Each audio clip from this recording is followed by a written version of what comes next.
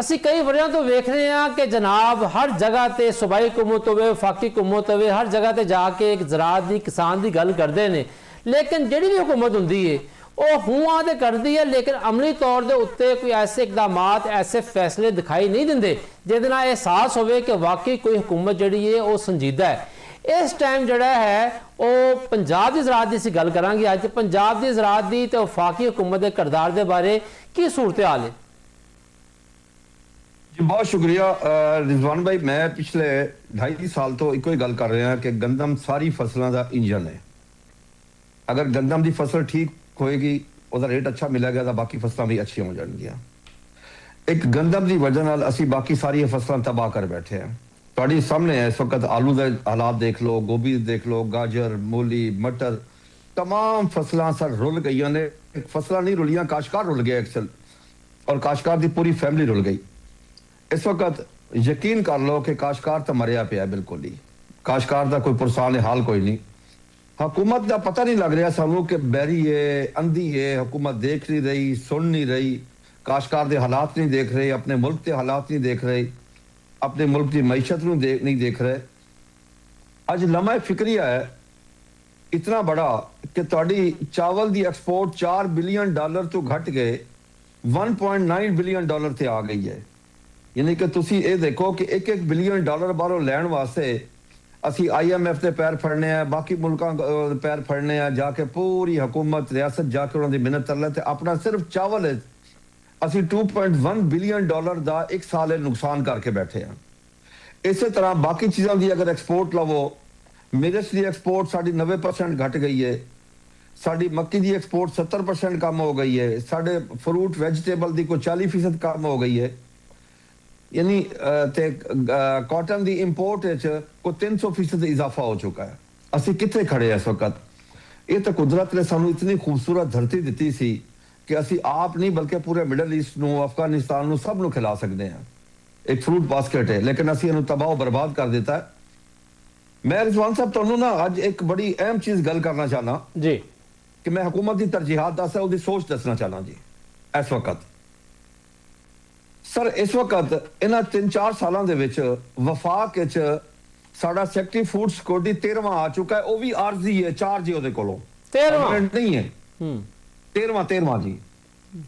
ਉਹਦੇ ਕੋਲ ਹੀ ਉਹ ਟੋਬੈਕੋ ਦਾ ਚੇਅਰਮੈਨ ਹੈ, ਉਹਨੂੰ ਐਕਸਟਰਾ ਚਾਰਜ ਦਿੱਤਾ ਗਿਆ ਜੀ ਫੂਡ ਸਿਕਿਉਰਿਟੀ ਦਾ। ਨਹੀਂ ਕਿ ਪਿਛਲਾ ਵੀ ਸੈਕਟਰੀ ਜਿਹੜਾ ਸੀ ਉਹਦੇ ਕੋਲ ਵੀ ਚਾਰਜ ਸੀ, ਉਹ ਐਡੀਸ਼ਨਲ ਸੈਕਟਰੀ ਸੀ, ਉਹਨੂੰ ਸੈਕਟਰੀ ਦਾ ਚਾਰਜ ਦਿੱਤਾ ਗਿਆ।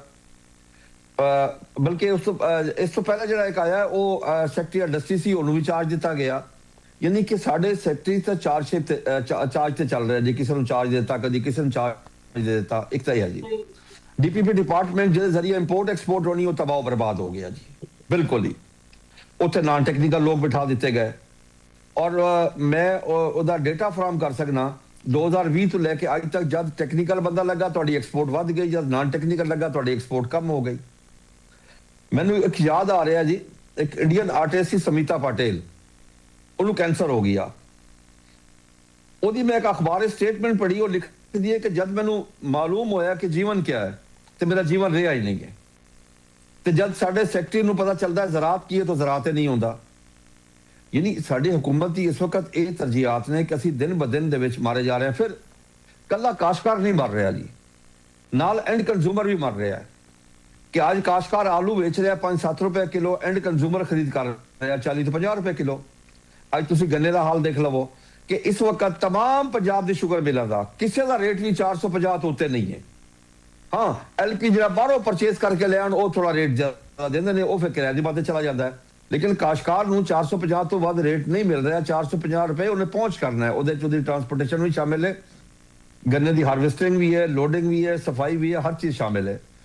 एक तरफ तुम देखो ना कि साड़ी कॉस्ट ऑफ प्रोडक्शन कितने चली गई है। DAP का बैग जो 4-5 हज़ार रुपए का सी, अज 15,000 रुपए का। यूरिया का बैग जो 1000-1200 का सी, अज वो 4300 रुपए का है। डीजल जो 50-60 रुपए का सी, अज वो 265 के 68 रुपए का है। बिजली यूनिट जो 5 रुपए 35 पैसे सी, अज 40-50 रुपए का है। यानी कि कॉस्ट ऑफ प्रोडक्शन कई गुना बढ़ गई है, लेकिन साड़ी प्रोड्यूस का रेट कम हो गया जी। ਅੱਜ ਤੁਸੀਂ ਦੇਖੋ ਨਾ ਕਿ ਆਲੂ ਮਾਲ ਡੰਗਰ ਖਾ ਰਹੇ ਨੇ, ਗੋਭੀ ਜਾਨਵਰ ਖਾ ਰਹੇ ਨੇ, गाजर मूली मटर किसी चीज का काश्तकार ਨੂੰ रेट नहीं मिल रहा, लेकिन हुकूमत के कन्ना से जून तक नहीं रहेगी। सही। अच्छा बुखारी साहब, जिस तरह खोखर साहब भी दस रहे हैं कि ज़राअत दे नाल एक अलमिया है जिहड़ा कई वरियां ਤੋਂ ਚੱਲਦਾ ਪਿਆ ਹੈ। ਤੁਸੀਂ माशाअल्लाह हर वक्त किसानों के उठते बैठते हो, किसानों की गल करते हो हर फोरम के उत्ते। ये की वजह है कि कोई भी हुकूमत आवे, किसी पार्टी की आवे, वही तरजीहात दे विच किसान दे ज़राअत शामिल क्यों नहीं होंदी? जी बिस्मिल्लाहिर्रहमानिर्रहीम, अल्लाहुम्मा सल्ली अला मुहम्मद व आले मुहम्मद। बहुत शुक्रिया रिजवान भाई ਤੁਹਾਡਾ कि ਤੁਸੀਂ गाहे बगाहे ਜਿਹੜਾ ਉਹ ज़राअत ਦੇ ਉੱਤੇ ਗੱਲ ਕਰਦੇ ਹੋ और किसानां ਦੇ मसाइल ਨੂੰ ਚੱਕਦੇ ਹੋ। गुजारिश ਇਹ ਹੈ कि ਜਿਹੜੇ ਸਾਡੇ ਹੁਕਮਰਾਨ ਨੇ चूंकि ਉਹਨਾਂ ਦਾ ਕੋਈ ਇਸ ਨਾਲ ਤਾल्लुक ਹੀ ਕੋਈ ਨਹੀਂ ਹੈਗਾ कि भाई ਉਹ ਕੋਈ ज़राअत ਦੇ ਜਾਂ ਕੋਈ ਜ਼ਿਮੀਂਦਾਰ ਘਰ ਦੇ ਫਰਦ ਨੇ, ਉਹਨਾਂ ਨੂੰ ਕੋਈ ਇਸ ਚੀਜ਼ ਦਾ ਕੋਈ ਅਹਿਸਾਸ ਹੋਵੇ, ਉਹਨਾਂ ਨੂੰ ਕੋਈ ਅਹਿਸਾਸ ਕੋਈ ਨਹੀਂ। ਜਿਵੇਂ ਖਾਲਿਦ ਭਾਈ ਨੇ ਆਖਿਆ ਕਿ ਇਹ ਹਕੂਮਤ ਗੁੰਗੀ ਵੀ ਆ, ਬਹਿਰੀ ਵੀ ਆ, ਅੰਧੀ ਵੀ ਆ, ਤੇ ਇਹ ਮੈਂ ਬਲਕਿ ਉਹਦੇ ਚ ਇਜ਼ਾਫਾ ਕਰਾਂਗਾ ਕਿ ਉਹ ਜਿਵੇਂ ਆਖਿਆ ਨਾ ਕਿ ਹਰ ਸ਼ਾਖ ਤੇ ਉਹਨੂੰ ਬੈਠਾ ਹੈ ਅੰਜਾਮ ਗੁਲਸਤਾ ਕੀ ਹੋਏਗਾ। ਉਹ ਅਸਲ ਵਿੱਚ ਜਿਹੜੇ ਜ਼ਰਾਅਤ ਨੂੰ ਜਾਣਨ ਵਾਲੇ ਲੋਕ ਆ ਉਹਨਾਂ ਨੂੰ ਉਹ ਉਸ ਮਕਾਮ ਦੇ ਉੱਤੇ ਬਿਠਾਉਂਦੇ ਹੀ ਨਹੀਂ। ਜਿਵੇਂ ਖਾਲਿਦ ਭਾਈ ਨੇ ਆਖਿਆ ਕਿ ਵੀ ਇਹ 13ਵਾਂ ਸੈਕਟਰੀ ਜਿਹੜਾ ਉਹ ਤਬਦੀਲ ਹੁੰਦਾ ਪਿਆ।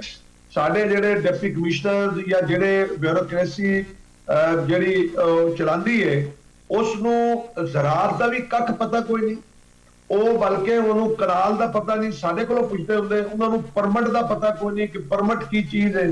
ਉਹਨਾਂ ਨੂੰ ਮਤਲਬ ਜ਼ਰਾਅਤ ਨਾਲ ਕੋਈ ਲੈਣਾ ਦੇਣਾ ਨਹੀਂ। ਲੇਕਿਨ ਅਸੀਂ ਐਸੇ ਲੋਕਾਂ ਨੂੰ ਲਿਆ ਕੇ ਬਿਠਾ ਦਿੰਦੇ ਆ ਔਰ ਉਹਨਾਂ ਨੂੰ ਕਹਿੰਦੇ ਆ ਕਿ ਵੀ ਤੁਸੀਂ ਇਹਦੇ ਫੈਸਲੇ ਲਵੋ, ਕਿਉਂਕਿ ਹਕੂਮਤ ਨੂੰ ਤਾਂ ਸਿਰਫ ਆਪਣੀ ਫਿਕਰ ਹੈ। ਹਕੂਮਤ ਆਪਣੀ ਤਕੜਾਈ ਕਰਨ ਵਾਸਤੇ, ਆਪਣੀ ਹਕੂਮਤ ਨੂੰ ਤੂਲ ਦੇਣ ਵਾਸਤੇ ਉਹਨਾਂ ਕੋਲ ਔਰ ਕਾਨੂੰਨ ਸਾਜ਼ੀ ਵੀ ਜਿਹੜੀ ਹੋ ਰਹੀ ਹੈ ਉਹ ਇਸ ਬੁਨਿਆਦਾਂ ਦੇ ਉੱਤੇ ਹੋ ਰਹੀ ਹੈ। ਉਹ ਕੋਈ ਆਵਾਮ ਦੇ ਫਾਇਦੇ ਵਾਸਤੇ, ਜ਼ਰਾਅਤ ਦੇ ਫਾਇਦੇ ਵਾਸਤੇ, ਕਿਸਾਨ ਦੇ ਫਾਇਦੇ ਵਾਸਤੇ ਨਹੀਂ ਹੁੰਦੀ ਪਈ ਹੈ। ਜਿਹਦੇ ਰਿਜ਼ਲਟਸ ਦੇਖੋ, ਹਕੂਮਤ ਬੜੀ ਦੁਹਾਈ ਪਾ ਰਹੀ ਹੈ ਕਿ ਜਨਾਬ ਅਸੀਂ ਜ਼ਰਾਅਤ ਵਾਸਤੇ ਇਹ ਕਰ ਦਿੱਤਾ, ਇਹ ਕਰ ਦਿੱਤਾ।